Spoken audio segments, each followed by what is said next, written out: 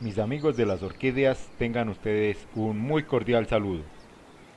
En este vídeo vamos a hacer un estudio lo más completo posible sobre las raíces de las orquídeas epífitas y muchos de los problemas que tenemos con ellas.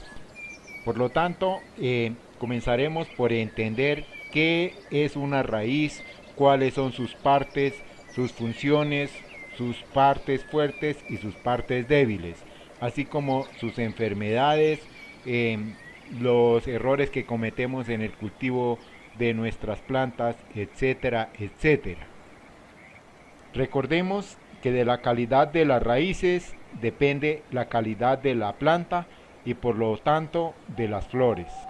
Si bien el tema es un poco extenso, cuando hayamos terminado este vídeo no seremos los mismos en cuanto al conocimiento de nuestras hermosas orquídeas. Así que bienvenidos. Dijimos que inicialmente íbamos a concentrarnos en el estudio de las raíces de las orquídeas epífitas. Pero ¿qué es una orquídea epífita? Es aquella que vive, como en estas imágenes que estamos viendo, sobre un árbol, cualquiera, sin quitarle absolutamente nada de nutrientes ni perjudicar en nada a su árbol donde viven. Es decir, aquel concepto que existe de que son plantas parásitas es totalmente errado, ya que ellas por sí solas son capaces de absorber y procesar su propio alimento. Las funciones de las raíces son básicamente dos. Primero, absorber el agua y los nutrientes disueltos, y al absorber el agua se genera una presión radicular. La raíz también es la encargada de darle firmeza o sujeción a la planta, al medio donde ésta vive. Puede ser un árbol o cualquier tipo de sustrato. La raíz tiene aproximadamente la misma estructura que el tallo. En el centro de la raíz existe un cilindro que está formado por los vasos del xilema y los vasos del floema. Los vasos del xilema transportan el agua y los nutrientes disueltos hacia la planta, mientras que los vasos del floema se encargan de que los productos de asimilación, como el azúcar, fluyan de la planta hacia la raíz. Las raíces de las orquídeas epífitas tienen una estructura bien particular, tal como lo veremos a continuación. Su primera característica física es su forma. En el 99% de los casos es cilíndrica, la cual, haciendo un corte frontal y viéndolo en este dibujo, se pueden notar tres partes claramente distinguibles y algunos tejidos muy delgados que sirven de intercambiadores o interfaz entre esas partes. Iniciamos de afuera hacia adentro. La rizodermis es el tejido primario de protección de la raíz. También se le conoce como epidermis radical. Las raíces de las plantas epífitas tienen unas adaptaciones especiales para evitar la deshidratación, como lo es una epidermis pluriestratificada denominada o conocida como velamen. El velamen es un conjunto de varias capas de células muertas con paredes lignificadas e incluso con presencia de almidón, especializadas o dispuestas de tal manera que evitan la pérdida de agua. Este tejido esponjoso constituye un depósito de almacenaje de agua y nutrientes. El transporte del agua y los nutrientes se lleva a cabo a través del núcleo de las raíces. Ahora veremos la relación que existe entre los hongos y las raíces de nuestras orquídeas. Se cree que entre un 80 y un 90% de todas las plantas viven en simbiosis con alguna clase de hongos. La interacción más común es la micorrización. Un manto de hifas fúngicas que envuelve los pelos radiculares de las plantas. Esta relación es beneficiosa tanto para la planta como para el hongo. La planta puede absorber más nutrientes a través de los hongos, dado que el micelio del hongo envuelve los pelos radiculares de la planta. Estos están más protegidos contra la deshidratación y los parásitos. Por otra parte, el hongo recibe los carbohidratos que la planta produce mediante la fotosíntesis en sus hojas y que transporta hasta la raíz. Al menos entre un 5 y un 20% de todos los azúcares asimilados se secretan a través de las raíces. De este modo, la planta en general puede beneficiarse de organismos útiles presentes en el sustrato.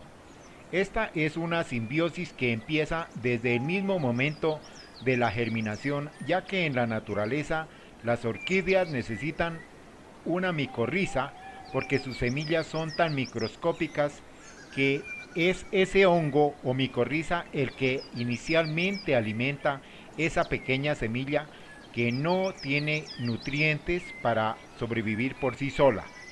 Estos son suministrados a través de un hongo o micorriza que vive en simbiosis con ella.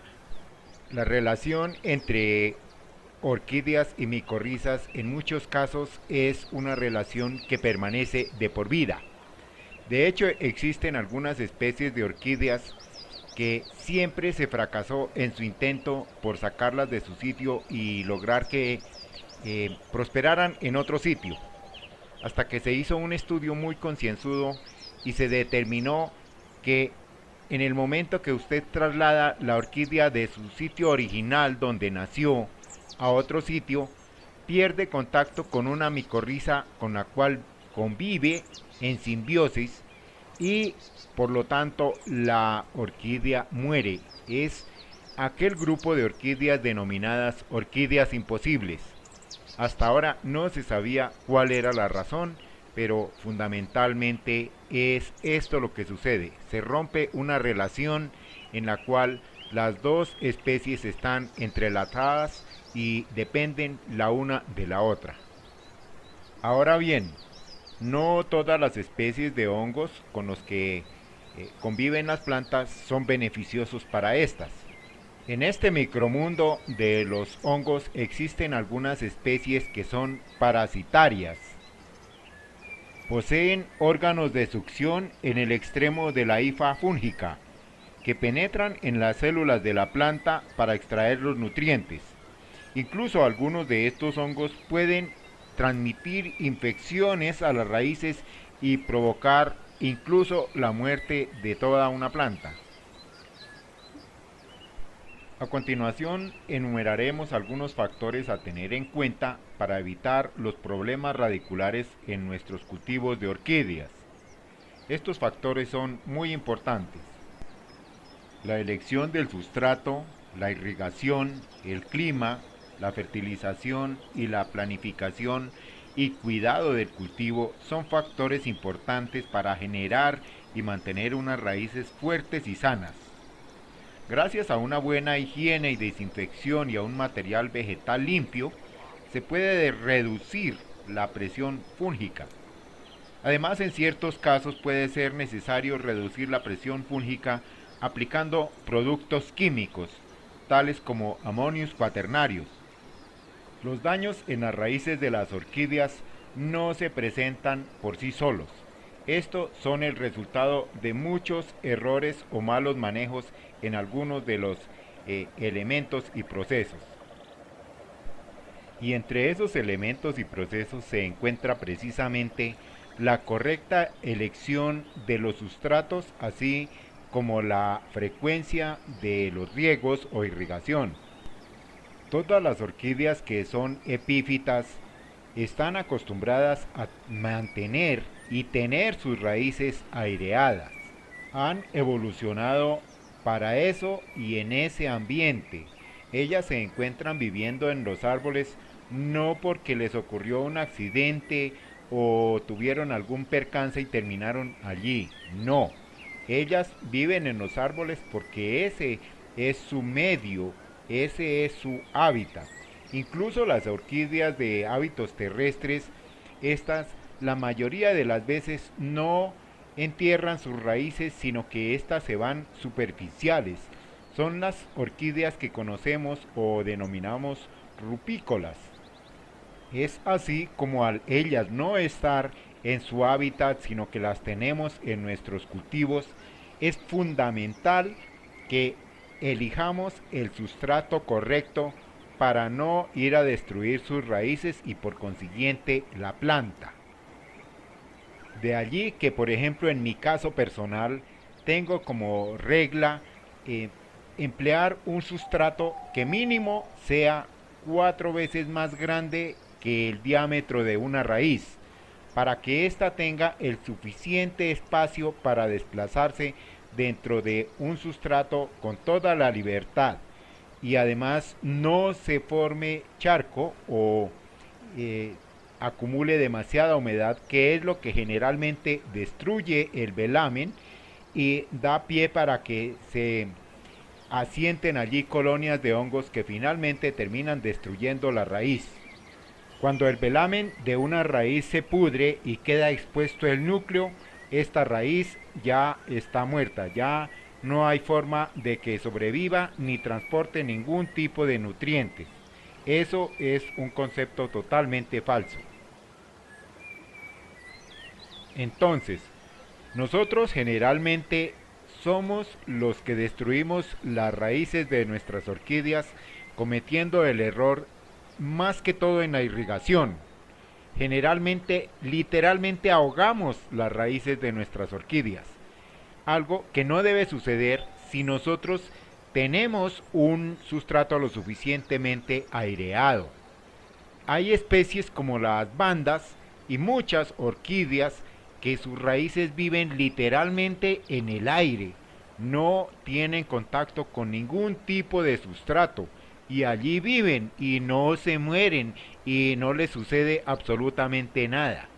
Entonces, vuelvo y les reitero que el error más común es compactar el sustrato de una orquídea. Pueden ver en esta maceta transparente todo el espacio que hay entre las raíces y el sustrato. Esto permite que sean totalmente saludables y que éstas se desplacen como quieran dentro de este. Las raíces toman el agua y los nutrientes que nosotros les suministremos.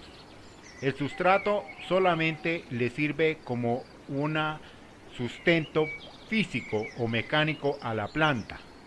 Por lo tanto, dejémoslas que tengan la suficiente libertad para moverse dentro de un sustrato. En cuanto a las orquídeas cultivadas en troncos, si usted vive en una región de una humedad relativamente baja, no tiene problemas en regarlas incluso o irrigarlas todos los días. Generalmente nunca se pudre una planta cultivada en este medio. Algunas especies de orquídeas como las Phalaenopsis, muchas veces cuando las adquirimos, vienen en una maceta con una base de Sphagnum. Esto es un tipo de embalaje que es temporal y debe ser retirado en el momento que recibimos o que adquirimos una planta de esta clase. No se debe dejar la planta allí porque el Sphagnum tiene el problema de que y comienza a asimilar agua, a retener la humedad y esto es lo que generalmente pudre las raíces de esta especie y hace que la planta se pierda. Para concluir esta parte, es fundamental que elijamos un sustrato lo suficientemente grueso o ventilado para que no encharque las raíces de nuestras orquídeas y así se pierdan nuestras plantas. Es preferible tener que hacer irrigaciones más seguidas que echar a perder nuestras hermosas plantas por culpa de un sustrato que no tiene la suficiente ventilación y por lo tanto retiene demasiada humedad. Bueno, mis amigos, Esta es la primera parte de nuestro curso sobre las raíces de las orquídeas. He decidido cortarlo aquí y hacer una segunda parte. Muchas gracias y nos veremos en una próxima ocasión.